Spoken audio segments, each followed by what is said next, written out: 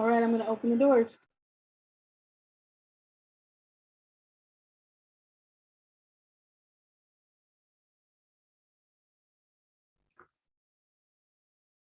Hello and welcome, everybody.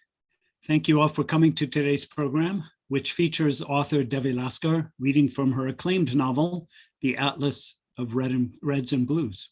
I'm John Smalley, and I'm a librarian with the San Francisco Public Library. While we're waiting for everyone to join us, I want to take a moment to acknowledge our community and to tell you about a few of our upcoming programs. On behalf of the Public Library, we want to welcome you to the unceded land of the Ohlone tribal people and to acknowledge the many Ramaytush Ohlone tribal groups and families as the rightful stewards of the lands on which we reside and work. Our library is committed to uplifting the names of these families and community members, and we encourage you to learn more about first-person rights. SFPL's Summer Stride Literacy Program is continuing through August. Summer Stride is the library's annual summer learning, reading, and exploration program for all ages and abilities. Join us for author talks, reading lists, book giveaways, nature experiences, and more. You can register today by visiting our website, sfpl.org. On Wednesday, August 18th, San Francisco Chronicle film critic Mick LaSalle will discuss his new book, Dream State, California in the Movies. Referencing such films as The Wizard of Oz and La La Land, LaSalle will focus on a freewheeling, humorous journey through big screen visions of the Golden State. On August 23rd, NPR editor Malika Gharib leads a workshop on the ins and outs of creating your own zine. And on August 24th, please come to the Total SF Book Club program when authors Daniel Handler and Gary Kamiya discuss their new anthology, The End of the Golden Gate. The next day, on August 25th, Jim Van Buskirk and co-hosts present an illustrated talk on neon's luminous presence in cinematic representations of San Francisco. On August 30th, SFPL's On the Same Page Book Club meets to discuss award-winning author Jacqueline Woodson's new novel, Red at the Bone. Lastly, on August 31st, author and photographer John Lander shares his evocative images of temples from Japan's Shikoku Pilgrimage Trail. He will discuss the origins of the trail and the trail's significance for its thousands of annual pilgrims.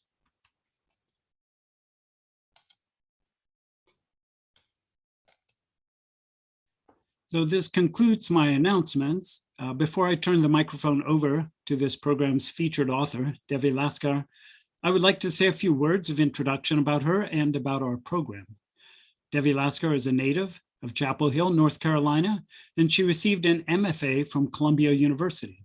Nowadays, she's a proud Bay Area resident. Her best-selling book, The Atlas of Reds and Blues, was her first novel. Today, Devi plans to read from her acclaimed novel, and she'll also give a short talk about the process of building a sustainable writing practice. Devi's talk will be followed by a Q&A with the author. If you have any questions or comments for her, please put them in the chat, and she will try to address these during the Q&A. Now, please let us welcome Devi Laskar. Hello. Thank you, John, and thank you to the San Francisco Public Library for having me. I am really honored to be here. I am going to do what I normally do when I give a reading. I want to first thank all of my teachers who've really shown me the way and helped me develop my writing practice. And in particular, when I was in graduate school, I had the great honor of working with Lucille Clifton, the poet. And not only was she a really great teacher, but she was a wonderful friend. And so I'm going to read a poem of hers, and then I'm going to read a few minutes from my book and tell you a story.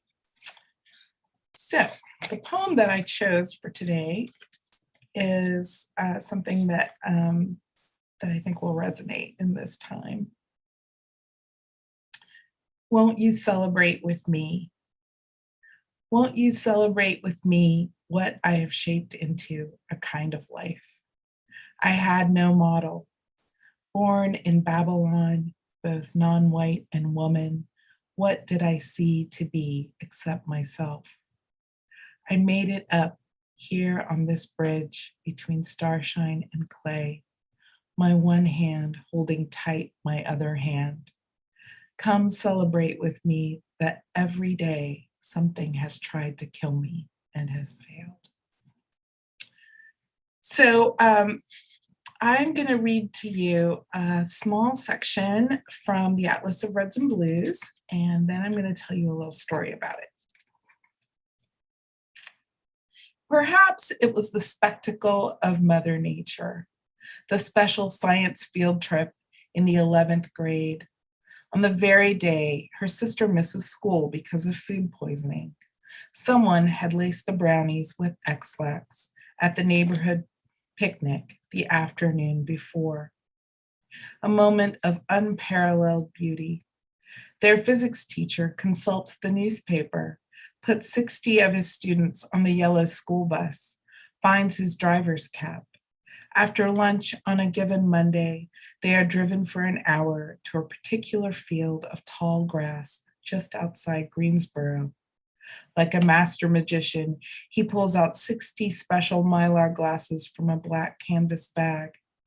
His students use the special devices to track the moon as it crosses over the sun, the last lunar eclipse in the late 20th century. Even without the glasses, she knows something is happening. As the sky darkens, the birds fall quiet and the air takes on a strange stillness, a second midnight. It is as if each of the clocks in the world folds hands together. Namaste. The divine light in me sees the divine light in you. Several minutes later, as the light returns, the birds make a furious noise, heralding the day for a second time. Then a whole swarm of them abandon their trees by the edges of a field and fly away. She is 16 and almost believes she will never again see anything quite so beautiful. So this story has a pretty long arc. In the 90s, before that, I was an academic brat in Chapel Hill, North Carolina.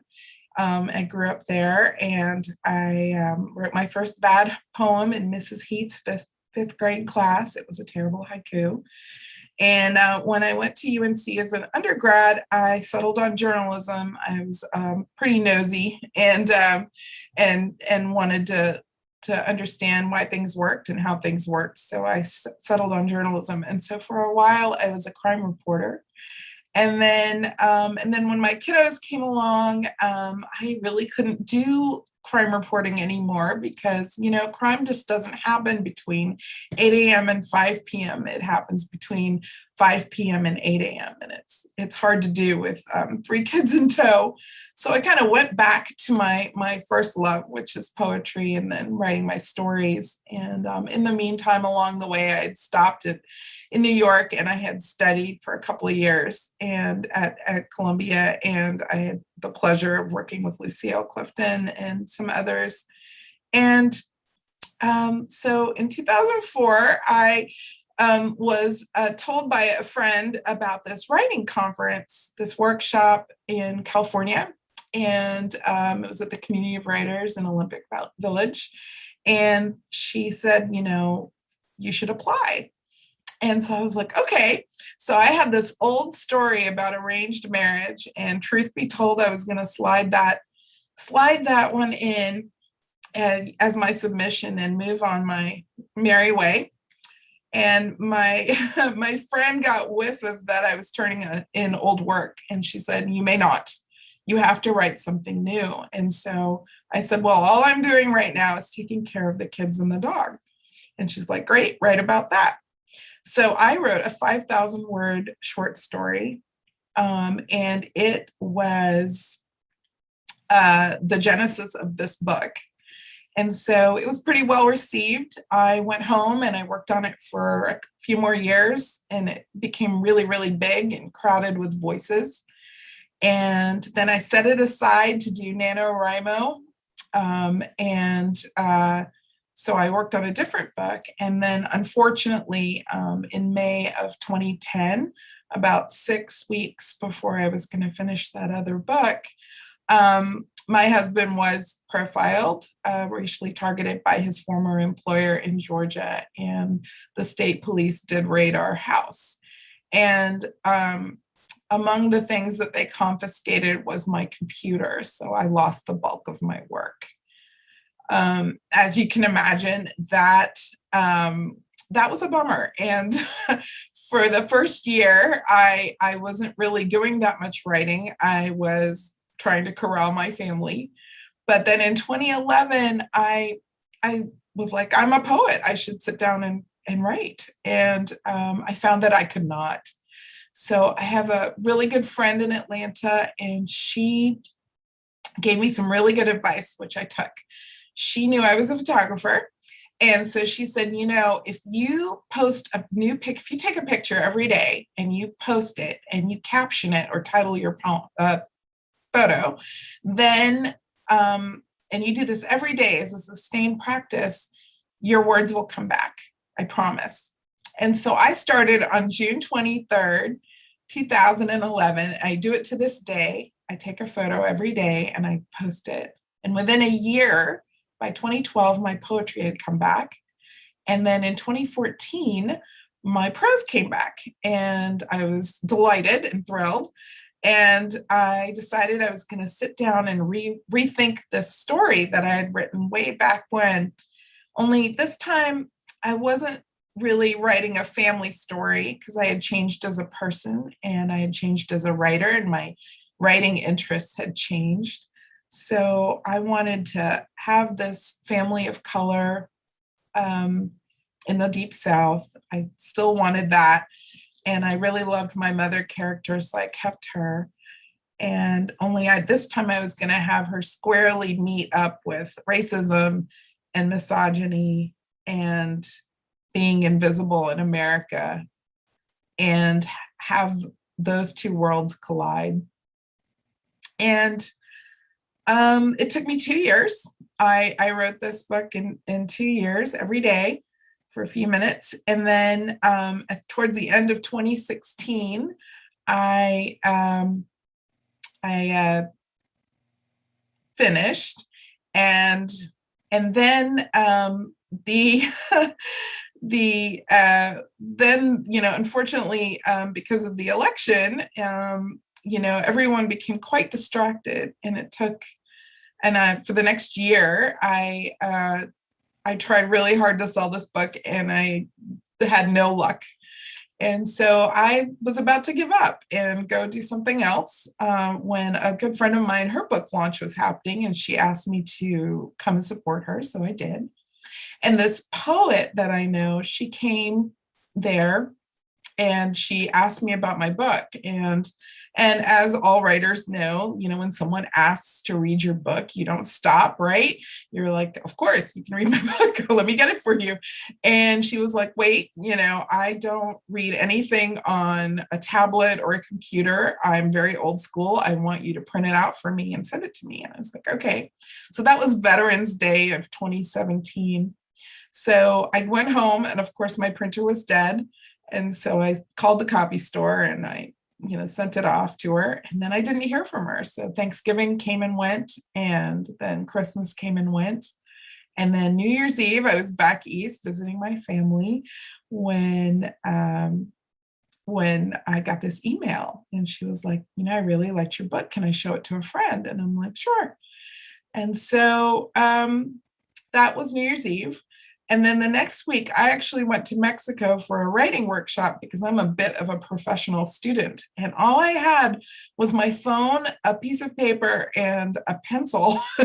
I didn't take my computer. And so then midway through my conference, she wrote me again, and she was like, somebody from Counterpoint Press would like to read your book, but they refuse to read the hard copy. Can you send them a electronic copy? And I was like, I don't know how to do that. I literally looked at my phone for about 15 minutes because I know as a writer that these kinds of opportunities don't grow on trees. And so I know that if I don't take care of it. It's going to go away.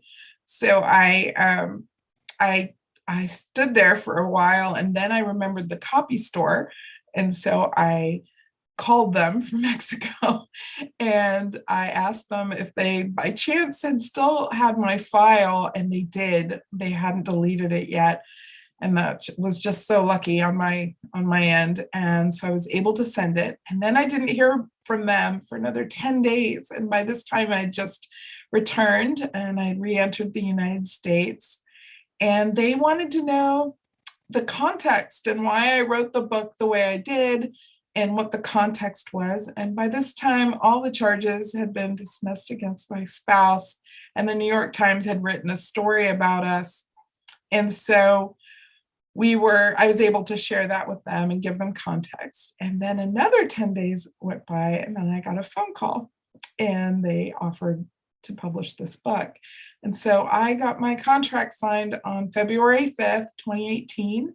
And then on February 5th, 2019, it came out. And, I have to say, I wasn't sure as a 52-year-old debut novelist that what people were going to do with this book and if anybody was going to read it. And I have to say that all the praise, but also all the strangers who have read this book and have contacted me and told me how much this book has meant to them has been really like heartwarming. I just didn't know if people were interested, but it seems that they are. And I think the timing is really good in terms of, I wrote this book because I think this country is at a turning point. I think that because of what has happened, especially in the last 5 years, racism is on the forefront of everyone's mind. And I know that it's really hard to talk about racism and misogyny, and it's really hard to, without both sides feeling attacked and getting defensive and shutting down. And I'm just hoping that this book continues to open doors and start conversations, because that's how real change takes place. So I wanted to talk a little bit about a couple of my decisions that I made for this book. And then I wanted to tell you a little bit about a sustainable writing practice. So for example, the family is not named. They have titles, right? But they don't have names. And I did this for a couple of reasons. I come from a Bengali family, and we always have these relational titles. And so for a long time, I didn't know what anyone's real name was, because I never called them by their names. And I wanted that kind of intimacy for my family in the book. And so I wanted to keep that. But the other reason why is because in the world of this book, the family, the main family and the main protagonist, she's other and she is invisible. And so it is impossible for me to have named them, because no one in the world of the book would have cared to learn their name or remember it. So that was that decision. Another decision was, for me to do something called Aristotle's incline. That is the structure of the book. It's the structure that screenwriters use to tell their stories when they write a script. I'm in a long-standing writing group, and one of my colleagues is a screenwriter. And so when she introduced me to this form, I was really excited. And I'm also a poet, and my favorite poetry form is pantoum, which is a braided narrative that repeats. And so those two things really worked for my mother character, because she has been shot by the police, and she is lying on the driveway. And so she is unable to get up and have conversations and do things. So this form was appropriate for the book and for her story. And so I was really grateful I was able to look at that. And I know that I know that somebody had asked me before, like why I have tackled Barbie dolls in this book. And the reason why is, you know, I am the daughter of an academic, and I was really lucky when I was growing up. My dad got a sabbatical in Europe one year when I was 7 and 8. And everywhere we went in Germany and France and Spain, you know, people would ask, where are you from? And I would say America. And they, in the 70s, you know, in the mid 70s, they would be like, America, land of the Barbie dolls and Coca-Cola.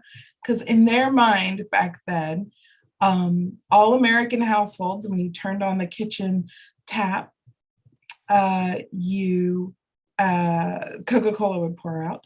And in their minds, every American girl had 100 Barbie dolls. And truth be told, I had none until the young lady across the street threw a temper tantrum one day and put all of her Barbie paraphernalia and her dolls on the curb and shared it with everybody in the neighborhood. And so I had some hand-me-downs. But, you know, as I was growing up, and then now with kids of my own, I think Barbies are a really bad toy. they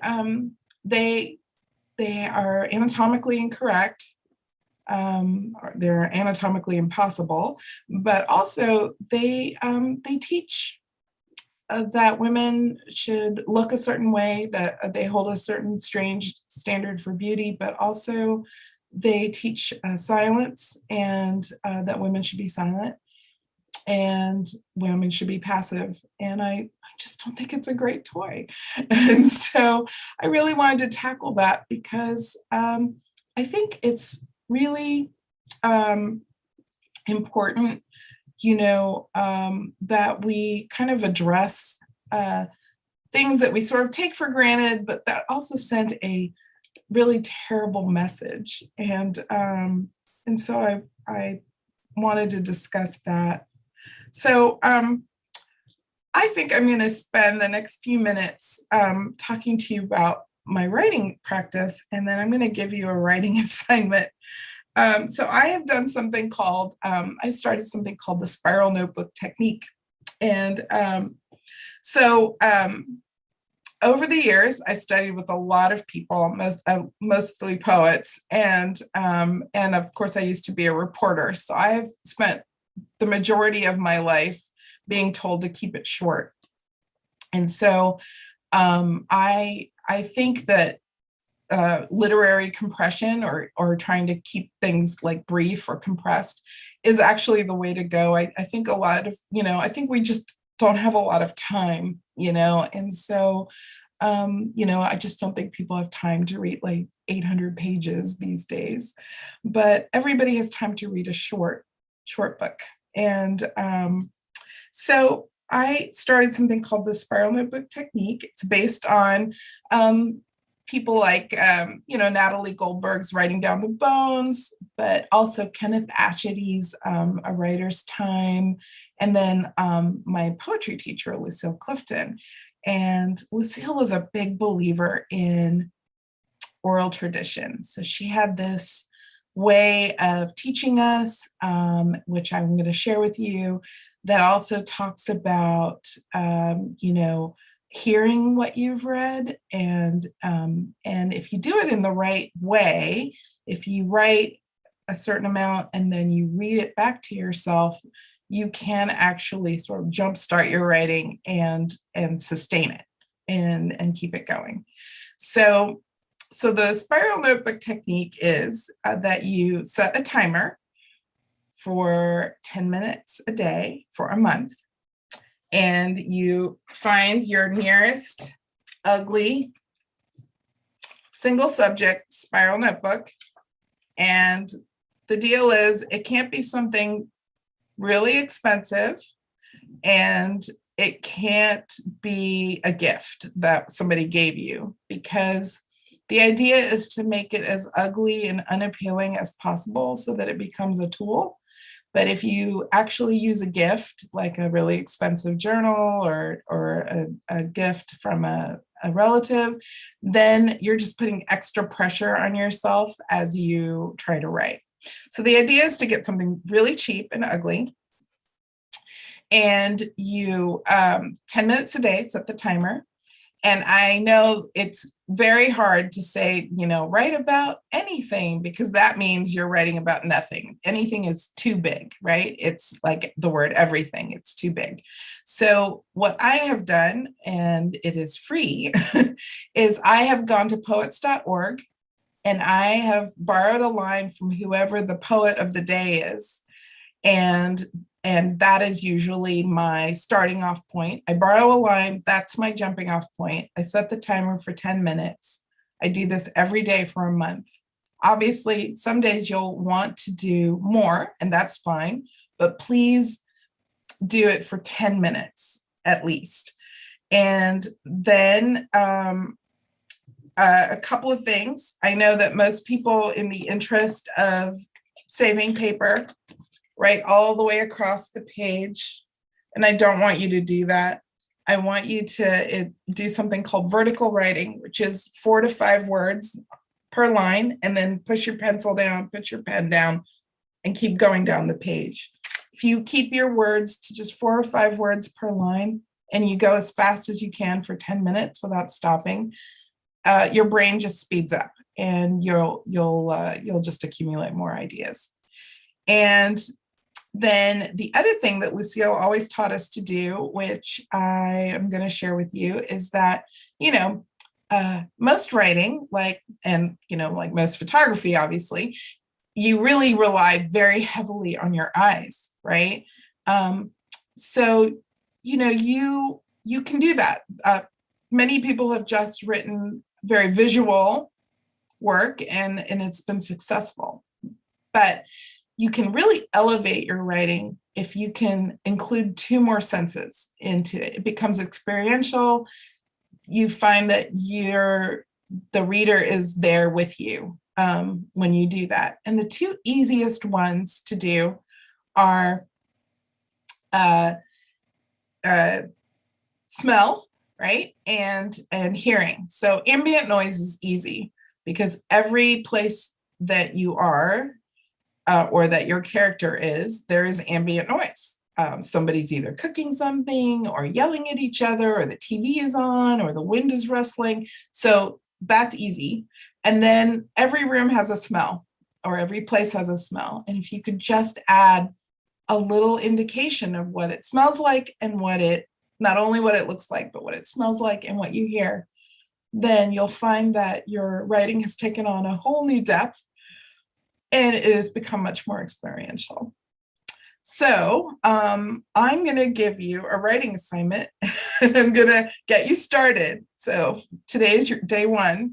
And then the other thing I just wanted to say before I give the writing assignment is that at the end of the 30 days, via Kenneth Atchity, he wrote this book called A Writer's Time. And to sum it all up, basically, he's a big believer in taking breaks and vacation, and that you get your fresh eyes that way.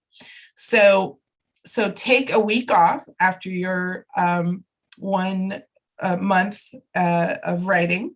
And then when you come back to your notebook at the end of that 1 week off, come with the highlighter pen. And I want you to read every word you've written out loud to yourself. And this is the Lucille Clifton magic coming in. What will happen is, what sounds good to you as you're reading your work out loud, I want you to highlight. And you will find that at the end of doing that you have your own personal book of wonder. It's got writing prompts in it. It's got poems and essays and the start of a longer story. It's got all sorts of stuff in it. You just have to give your subconscious a chance. And the other thing I wanted to just say is that those 10 minutes, I just want you to write. I don't want you to lift your pen up, because then later you are not going to remember how you got out of what you were thinking. Like most people do that, and I do that too. But what you want to do is, as you're writing, if you get stuck, write, I am stuck. Write it as many times as you want, but don't lift your pen up to think, because then later when you go back, you won't remember how you got yourself out of it. But if you keep it on the page, then later you can go back and see how you got yourself out of it, and you won't do it again. So I'm gonna give you a writing prompt and give you a few minutes to write, and then I will, and then maybe I'll answer some questions. Okay, so one of my favorite books in the world is this book. It's called The Vertical Interrogation of Strangers, and it is by Bhanu Kapil, who is a wonderful Indo-British poet. And this book is really cool. She's got several books, but this one's really great because it asks, so the premise of this book supposedly is that she went back to India and she interviewed several people over the course of some time, and she asked each of them 12 questions, and then she took their answers and she made them into poetry. Now, the questions are such that the answers don't match, and actually that is where the poetry is taking place. But I love these questions, and so what I wanted to do was I wanted to give you a few of these questions, and then I was going to give you some vocabulary words, and then have you write for 10 minutes. All right, so I'm gonna let's see. Who are you and whom do you love? Hang on, let me see.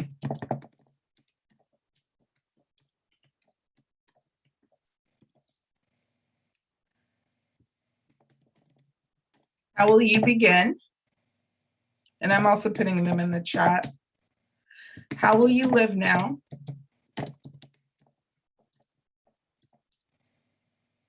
What are the consequences of silence?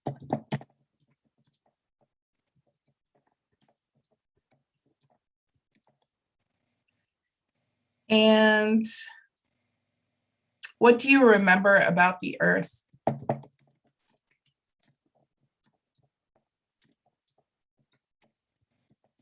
So one of my teachers was Janet Fitch, who wrote White Oleander. And she wrote this, she has this wonderful talk about landscape.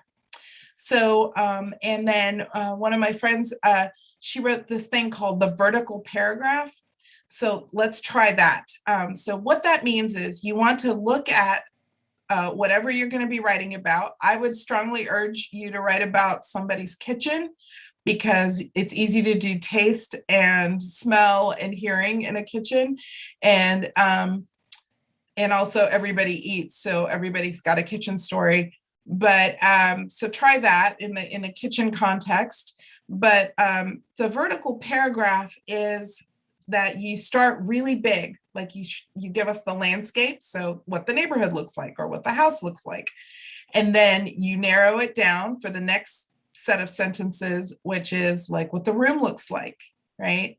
And then the very last part of that paragraph is what's on the plate, right? Or what's in the glass and what are they drinking, right? So that's just a thought. So I've started my timer. You've got 10 minutes, go.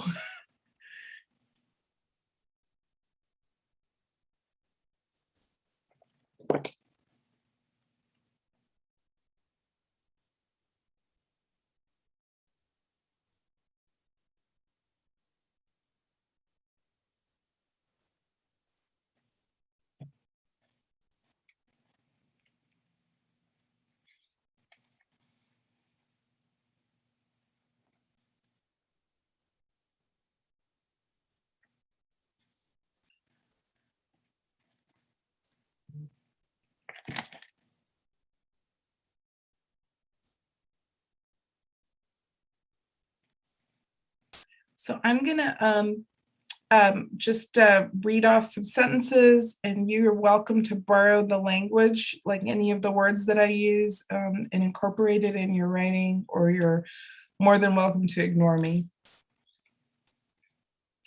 Rain, blood, eucalyptus, sip, tea, practice, women, spring, dissolve, orange, sky, throat, water,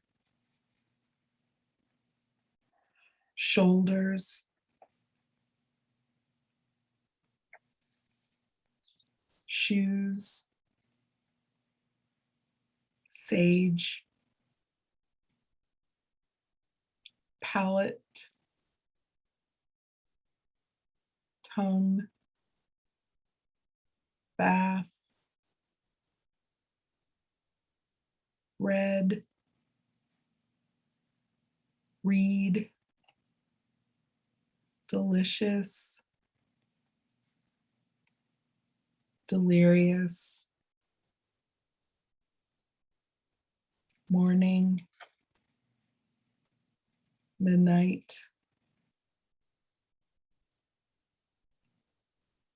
drizzle, fog,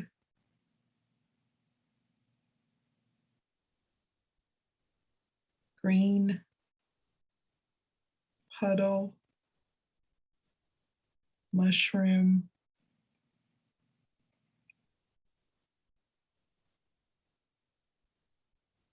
slice, eat, box, turquoise, nest,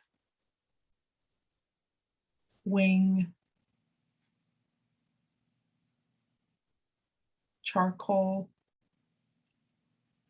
temple, wrist, corner, home, her blue dress,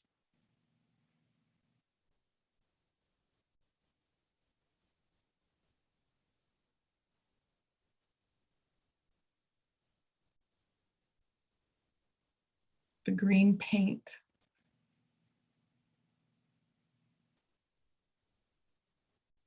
geometry,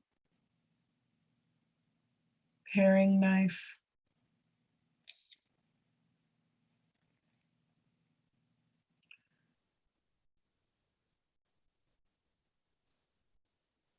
bitten, hotel, acrid, arid, alphabet, violet, copper, Mary, socks, grammar, syrup, terrace, set sail, crab apple, train smoke,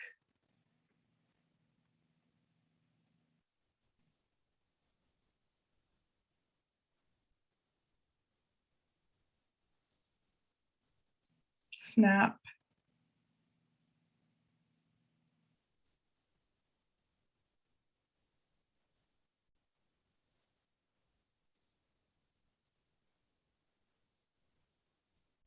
hiss, clack, the street shines, translucent, cells, marble, far shore, swim, irises, silk, tape,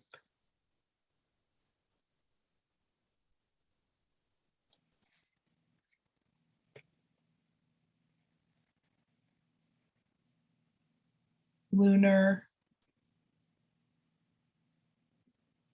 slope, music, silence,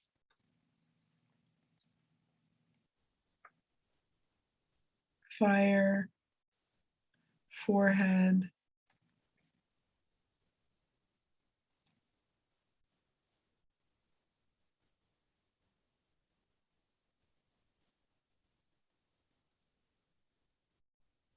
mood ring,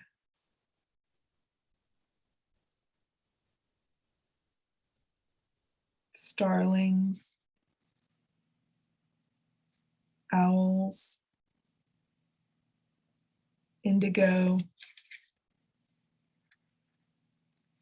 iridescent,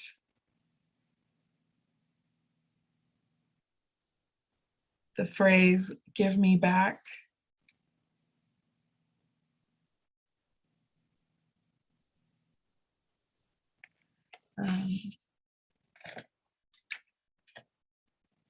the phrase is, I want and I remember, or I used to.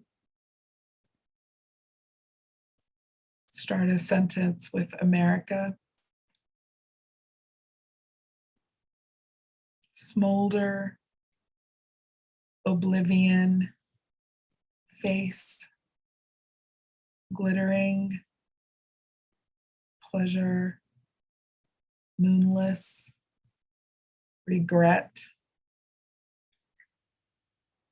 variation, field,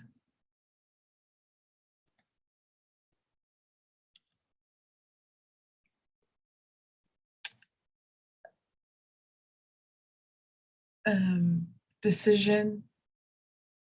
And then there's something called a NAFRA, which is you start every sentence the same way.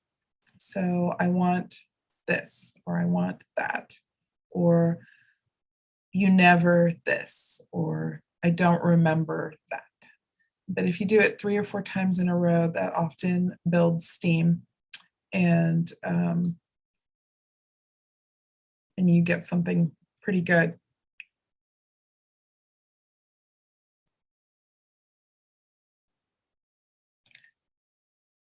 Another book that I really enjoy, that I think you should check out, is called The Poet's Companion, and it's edited by the poets Kim Adonazio and Dorianne Laux. And there's your 10 minutes. So you have just done day 1 of the spiral notebook technique. You have 29 days to go. But as I was saying, I hope you'll stick with it. I think you can really start a really wonderful writing practice for years to come by doing it. So this book is lovely. It's called The Poet's Companion. And in it, there are wonderful writing exercises and discussions about writing. And they're not just for poets. It's for anybody who is really interested in writing and wants to really dive deeply onto the sentence level. So that's it for me. Thank you so much. And if you have any questions, I'd love to answer them.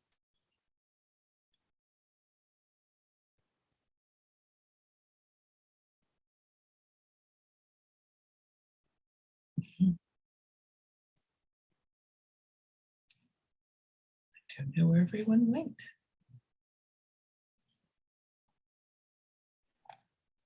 We're here.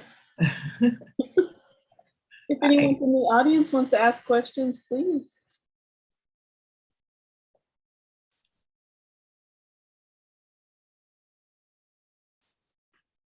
Devi, I have a question for you. Sure. I found that your novel's prose is very dramatic, really, right from the first sentence. But I also, noticed your language is very poetic in its rhythms and images. And you've been speaking of poetry. Are you still writing poetry these days? I am. I actually just finished this summer. I went to virtually. I attended the Community of Writers workshop, and so yeah, I'm still writing my poems. It's just become a habit that I really enjoy, but it just helps. It helps to just get my thoughts on the page, and it helps me to deep dive on longer work. Great question. Thank you. Anybody else?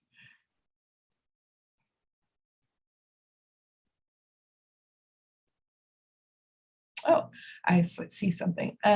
So Marina asked how long it took me to complete the book, and I experienced writer's block. Okay, so yes. The second time around when I rethought this book, it took me 2 years. And so there were definitely moments where I had writer's block, and so I would do this. I would do this spiral notebook technique. I would write every day for a certain amount of time and try and jumpstart it. And it usually worked. And it's really just a practice. Doctors do something called medical practice, right? Because it's not called medical perfect. And writers, especially, I just feel like most writers really need to write every day, because that's what we do. And even if it's just for a few minutes, it's just great to be engaged with our work. But writing is just not you sitting down and writing. It's also like you thinking about your work and you reading. And I definitely count reading as part of my writing practice. I'm a voracious reader, and I love the public library. Especially when I was young, I used to go to the library every week. I lived to go to the library and check out all the books, and it was fantastic. And I strongly urge everyone to do that. And then it's just practice, right? When you're feeling blocked, really, you just need to write that down. I'm feeling blocked. Last year, I taught this high school student. I was in a high school last year, and and he was like, well, what if I want to curse? And I said, great. I want you to write down every bad word you know for the next 10 minutes. And then I promise that the sentence that comes after that will be fantastic. And you'll keep it forever, because you'll have gotten it all out of your system. And so I strongly urge you, especially when you're feeling like you can't write, to just write, I can't write, as many times as you can. And eventually you'll work your way out of it. And then there was another question saying that the situation sounds very traumatic. Did you harness this for the book? And so yes and no, in the sense that I don't really believe in catharsis. Nothing I write will ever make me feel better. But I was glad that I was able to write, and that because of my photography practice, that my words came back.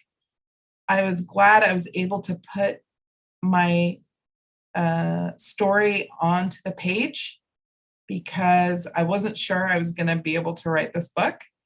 And so I think that you can write about anything you want, and it's just practice and time.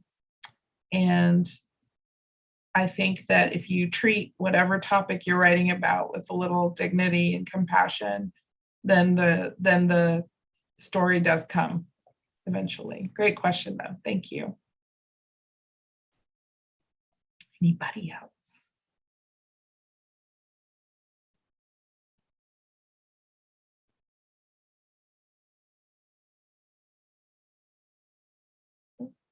Oh. Oh, hi. Yes, Kirtana said, are you working on a new novel and looking forward to reading it? Thank you. Yes, I am. Actually, my next book is coming out in May of next year, May of 2022. It's called Circa, and it's a novel. It's another short novel. And so I am finishing up that right now. And I'm also trying to finish up book 3. Which is called Shadow Gardens, and it's a retelling of Mrs. Dalloway, but from an ethnic point of view. Great question, thank you.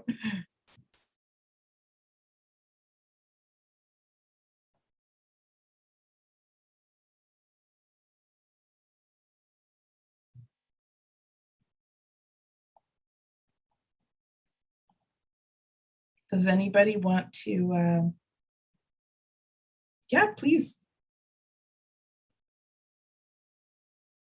Go ahead, Anissa.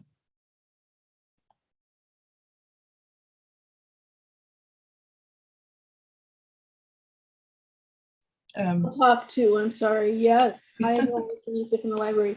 And since you're talking about all the poetry, I just wanted to plug next this Saturday, the 14th, we'll be celebrating our past poet laureate, Janice Mirakatani, who passed away.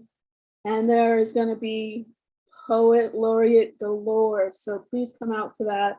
And it's going to be a real special time, I'm sure. So I just popped that in the chat. Oh, thank you. It's going to Thank you. And I'm leaving it. Okay. Thank you. Yeah. I'm looking forward to that myself. You know, the thing is, you know, because we have libraries and because we also have Google, we will always be able to access a way of like a writing prompt, right? I had a teacher once who made us do this really interesting exercise. It's you take your age, so like you're 10, you're 20, you're 30. So you write about something shameful that happened to you at 10, something wonderful that happened to you at 20, something sad that happened to you at 30. But you give yourself exactly 3 minutes each, right? So give yourself a year, 3 minutes, and then 3 minutes, 3 minutes. And then when you read it back later, you'll find that your subconscious has somehow done tic-tac-toe with that. And this is the guy, his name was Gil Dennis, and he's passed away, but I did his workshop once, and it was really amazing. You have to give yourself the ages, right? And then give yourself an emotion, shame, regret, wondrous joy, and then go 3 minutes each. And it's amazing, like what comes, right? And it all sort of fits. And you have no idea how you did that, but you can do it over and over again. And it really works. And he's the one that wrote Walk the Line. He's a screenwriter, among other things, and he wrote he was one of the writers for Walk the Line, the Johnny Cash movie with Joaquin Phoenix and Reese Witherspoon. Yeah. It was really good advice. Devi, you've given us so many books too. I just wanted to tell the folks how to save the chat if you don't know. And John has been putting links in like mad. So you could just right click on those 3 dots to the right of the chat, and there's a save chat. And you can have all those links and check out all those books. Great. Yeah. John, do you have any last words? I think we can. Unless anyone else has any more. I just want to express my appreciation for sharing your ideas on prompts. Also, you touched a little bit on editing or revisiting material that you've written, and after setting it aside for a little bit of time. I think that's also useful, knowing how to refine what you've written. So Yeah, lots of- I just want to say something about that. You know, as you're doing the spiral notebook technique, please don't go back and look at it, because that's the whole point. It's just to keep moving forward, because you really can't fix the beginning until you actually reach the end, right? And there's nothing like fresh eyes. And the only way you get there is by taking a break. You know, it's so hard because when you're really excited about something, you know, you want to go back and fix it. But actually that is counterintuitive. And I've learned that the hard way. So I've turned perfectly good ideas into haiku. So, so yeah, thank you. Thank you for reminding me to say that.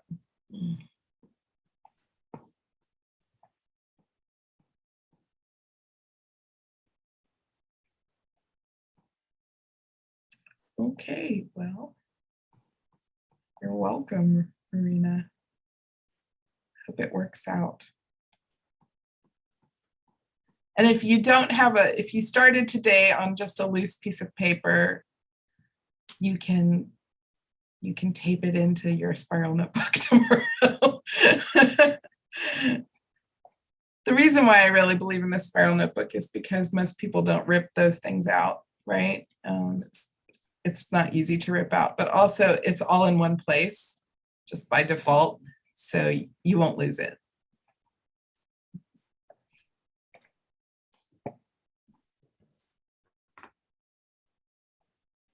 I think we can maybe call it, huh?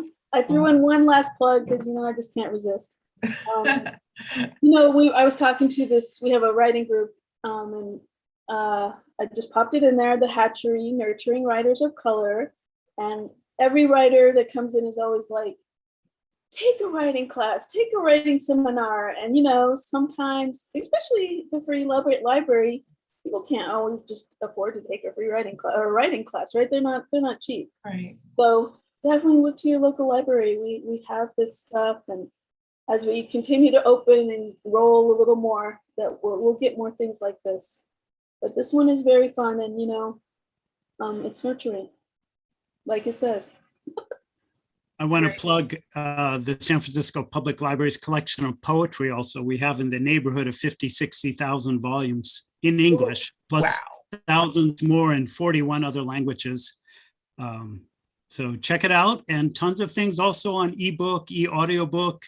There's lots to explore if you have access to the catalog. So thank you, Devi, for a marvelous program. Really enjoyed your prose and your wisdom on the writing practice. Thank you for sharing. Thank you. Have a good evening, everyone. Be back again. All right, great. All right, take care. Thank you, guys.